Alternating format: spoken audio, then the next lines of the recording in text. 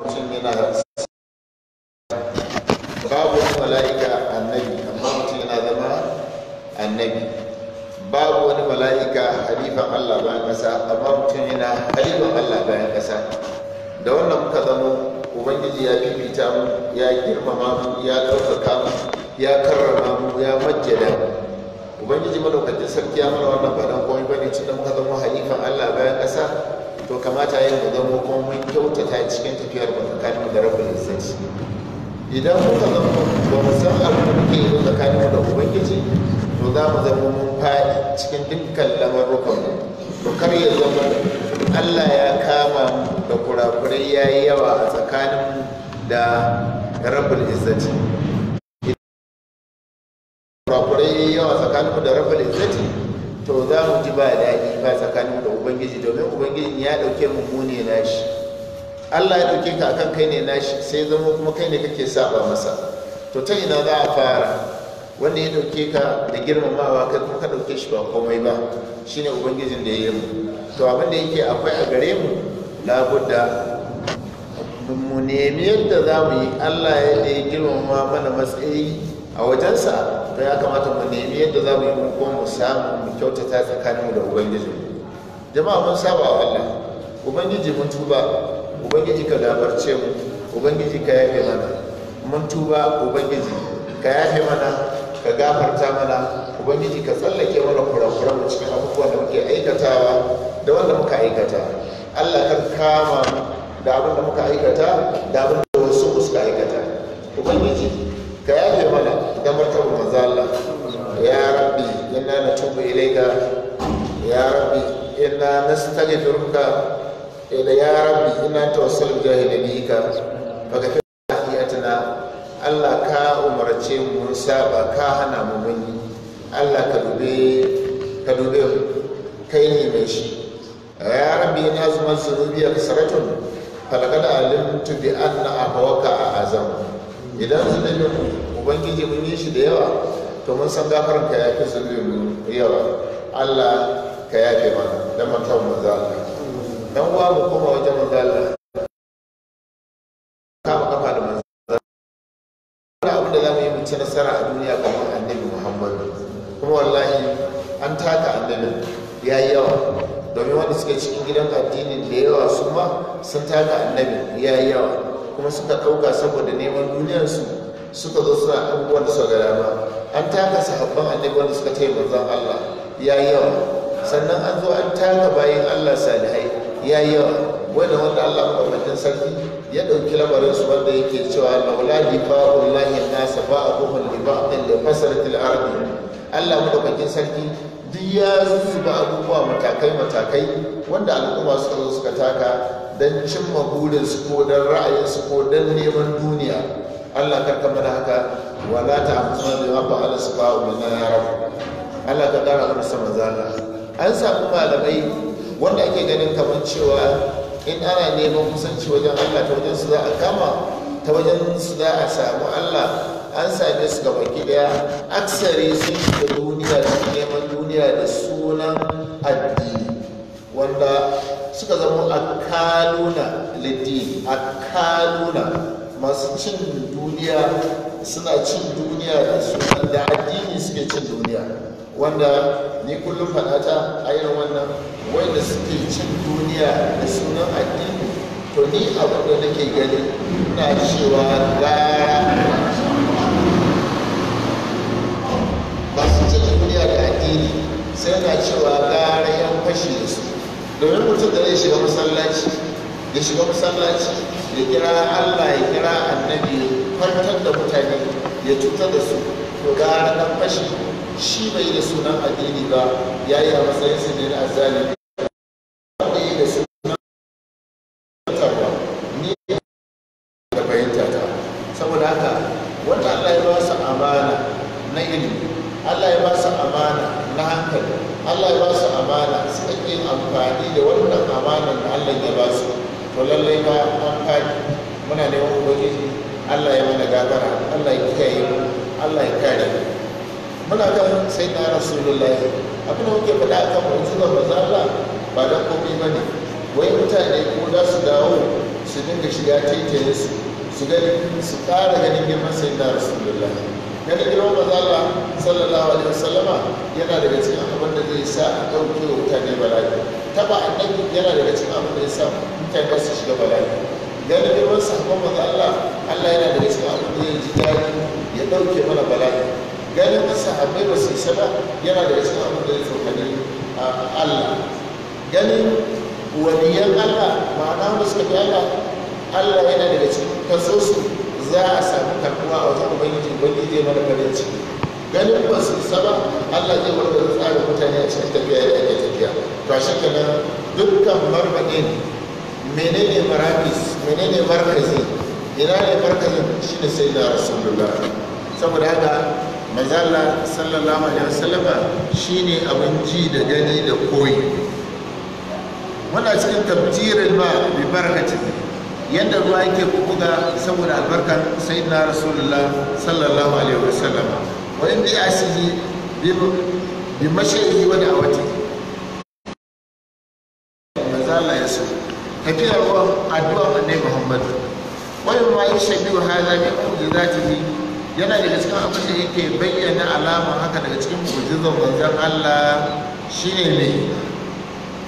tabjirul ma'i bi barakati yadda ruwa yake faranya yake buga da albarkar manzon Allah wanda asi bi masihi manzon Allah ya tura ruwan saboda ya shafi ruwan ya tafi yadda yake so wada a watihi da addu'ar manzon Allah rawa malikun ilwan kai imam malik ya rawaito cikin wanda an ma'az bin jabali daga ma'az bin jabali fi kissa ta gaza wata tabuka a kissan nan na gazwa na yakin tabuka annahum waradul aina manzala sallallahu alaihi wasallam ya ce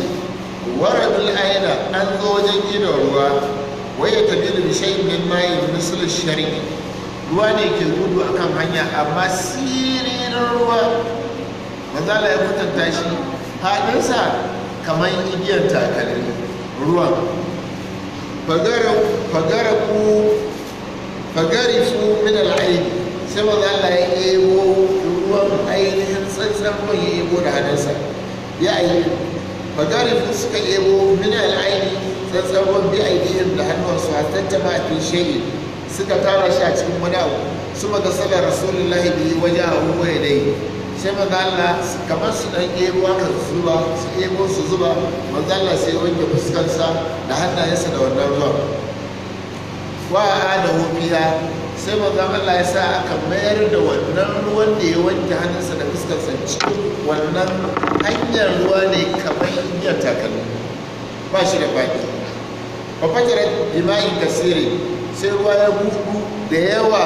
fasiskan nasu sai mutane suka dinga shan ruwa a lokacin wannan bai barkar sai na rasulullahi kenan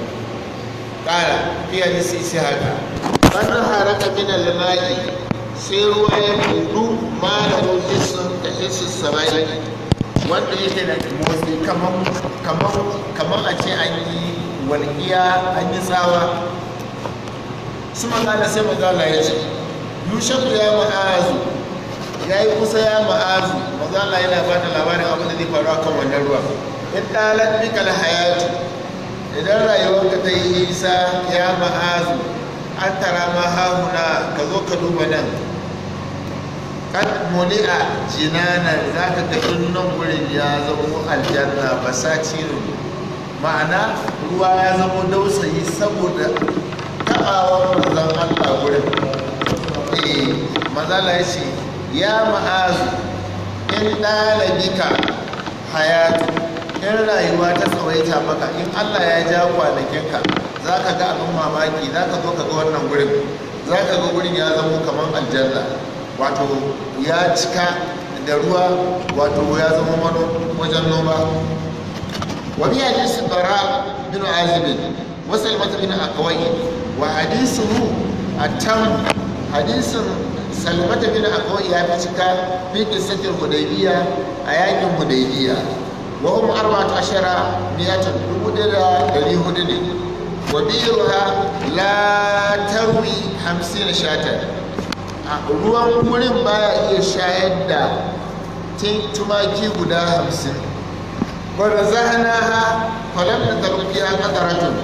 mun tsotse ta ba ubar ko da digo ɗari na ruwa a ciki ba haka ana rasulullahi sallallahu alaihi wasallama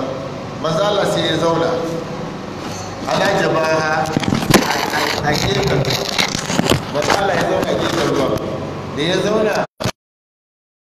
Allah ya hukumu ruwan roƙe ba ya gagari kowa saboda zama mai albarka a gudun shi da sai na rasulullah ƙalar barra'u bin azib wa uce bidarin minha sai aka zo da guga fa basaka sai manzo Allah ya tofi a ciki fada yayi addu'a wa qala salmata bin akwai sai salmata bin akwai yace fa in ma da wa in ma basaka ko manzon Allah yayi addu'a ko manzo Allah sallallahu alaihi wasallama ya wursa a ciki fajashat fa'arwa a kusan warakabu ya shayar da su da dabbobinsu gabaki daya a wannan lokacin wafi gairi hajji riwaya ta ne a cikin wani riwayoyi guda biyu hajjal kissati cikin wannan kissan min ɗari ibn shahabin a riwayar ibn shahabin a cikin hudaybiya yana cewa ba a kharaja sahaban min al-kinanati sai ya fitar da kibiya daga cikin gidansa hau ba a tikarin kalibi sai ya sanya a cikin rijiyar laisa fiha babu ruwa farwiyar nasu hatta darabu bi atanin mutane suka sha ruwa suka koshi har dabbobin rakumai suka kwanta su ma suka sha na suka koshi wani abi katadata an karɓo daga abu katada wa zakar annan nasa shakau ila rasulullah an ambata mutane sun kai kara wajen manzo Allah al'adasha na kishin ruwa ba da asfariki cikin shashin tafiya fada abin biyu ba a ce manzo Allah sai ce a kawo abun ruwa ba abun alola karami kenan fajala fi zibnihi sai aka sanya shi a cikinsa sun mata kama fammuha sai manzo Allah ya ebo ruwa ya zuwa bakinsa fallahu a'lam manzo Allah shine mafi sani na fasa fiha yayi tofi ne ciki amla ko bai ba fashariban nasu mutane suka sha ruwan hatta rawu suka koshi wa malahu kullu ina'in ma'a shi ko ilayya fawiyala ilayya sai ya riya aka sa tahyili cikin an haka ma a kaza hammin ne kamar yadda aka karbe ta a wajena wa kanu isna ashara isnani warawa mislu husaini ibrahim ibn husaini ya kawo riwaya kamar wannan riwaya mutane 72 suka sha ruwa wannan ruwan gurin ba komi amma iya mazala ya kurkura bakinsa ne kawai ya zuba a cikin karamin ruwa sai ya zama ya yi auki kowa ya sha ya koshi imamu tabari ya rawato hadisi daga abu katada an gairi ma zakarahu ahadu sahihi bayan da ahadu sahihi suka rawaito ba wannan nabi sallallahu alaihi wasallama manzon Allah kharaja biha mumiddan manzon Allah ya fita da shi mumiddan yana musu madadi li ahli maunata ga mutanen maunata inda ma balaga hukatar umara lokacin da aka bashi labarin an kashe shugabannin da ya tura wa zakara hadisan qawilan fi mu'jizatin manzo Allah ya ambaci hadisi mai tsawo cikin sa akwai mu'jizozi da ayoyi na manzon Allah wa fi ilamuhum akwai fadakarwa annahum yaquluna ma fi gadi da su rasa ruwa zuwa gobe manzo Allah ya tura musu ga abin da za ku yi ruwan ya zama kuma ya samu wa zakara hadisul miqati manzo Allah ya ambaci hadisin nan na abin yin alwala wal qawm mutane da suka yi amfani da wannan abin alwalan kamar a ce kofi daya aka kawo ko a ce buta daya ku suka yi amfani da ruwan bai kare ba saboda mu'jiza sai na rasulullahi wa bi kitabin muslim annahu qala li abi qatadata ahfaz ala mibatika ka kiyaye alwalanka faina sai kunu nawawu labari zai zo kansa wata rana za ka yi mamaki ka kiyaye wannan abin da aka iba na ruwa, kiyaye ji manzon Allah yake faɗa a Abu Qatada. Wa min zalika hadisi Imran bin Husayn hina asaba nabiyu, lokacin da manzon Allah me ya same shi wa ashabul adashi, ishin ruwa ya samu manzon Allah da shi sahabansa fi ba'd asfarihim, tafiyarsu fa wajaha rajulaini min ashabihi, wasu mutane biyu suka fuskanta Allah sallallahu alaihi wasallama, da suka fuskanta daga cikin sabon sawa alamuhuma, Allah ya sanar da su annahuma yajidani imra'atan bi makani kaza, sai manzo Allah ya ce ku je waje kaza za ku samu wata mace ma aha bahirun alaiha mazadatani, tare da ita tana da raƙumi, akwai tandawara, akwai abin ruwa guda biyu tare da ita. Alhadis zuwa ƙarshen hadisin. Fa wajadaha, sai suka je kuma suka same ta, wa ta ya biha ila nabi, suka zo wajen manzon Allah da wannan matan. Faj'al bil ina'i min mazadataiha, sai aka sanya ruwa a cikin abin da ta iba na abin ruwanta. Masha Allah, sai manzo Allah ya ce ina son mu yi amfani da ruwan nan da kika iba ne, amma ki ba mu shi. Da aka ba da ruwan sai ta karanta masha Allah, abinda Allah ya so manzo Allah ya karanta. Suma adal ma fi maza da tai, sai manzo Allah ya ce a mai da ruwan cikin wannan gurin. Summa futihat gazalihima, sai aka bude wa amaran nasu,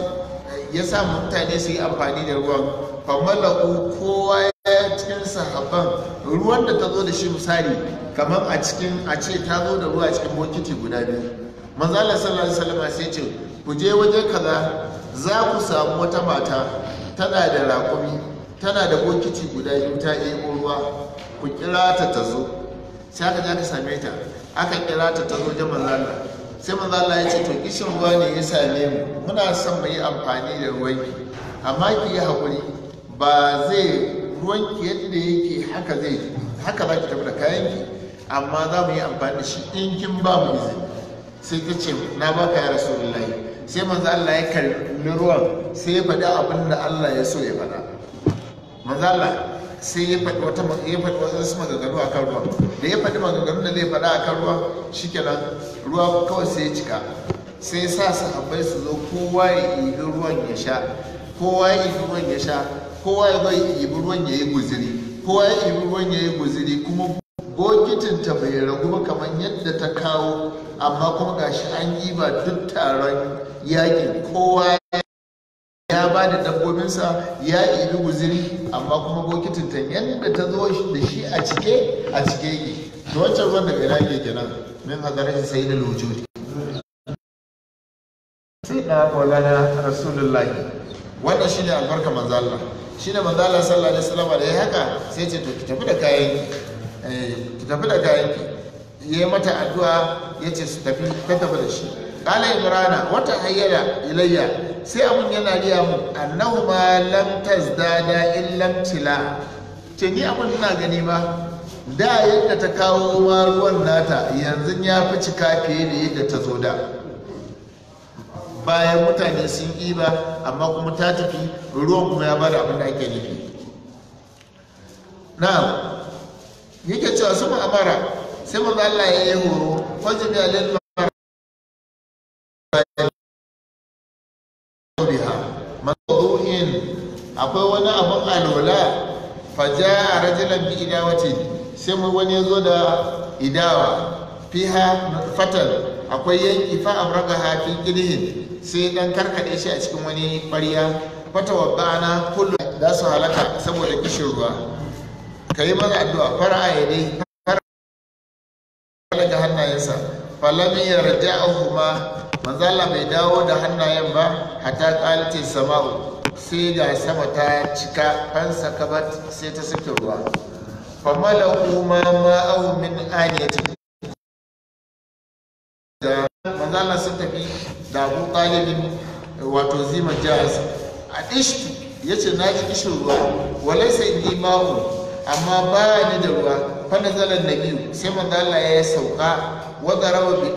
bi qadamaihi al-ardh, sai manzo inda Allah sallallahu alaihi wasallam. Allah ya kara mana san manzala, Allah ya kara mana kusanci da manzala, Allah ya ɗaukaka addinin musulunci da mu albarkar manzala sallallahu alaihi wasallam. ya rabbi jazatu wa sifati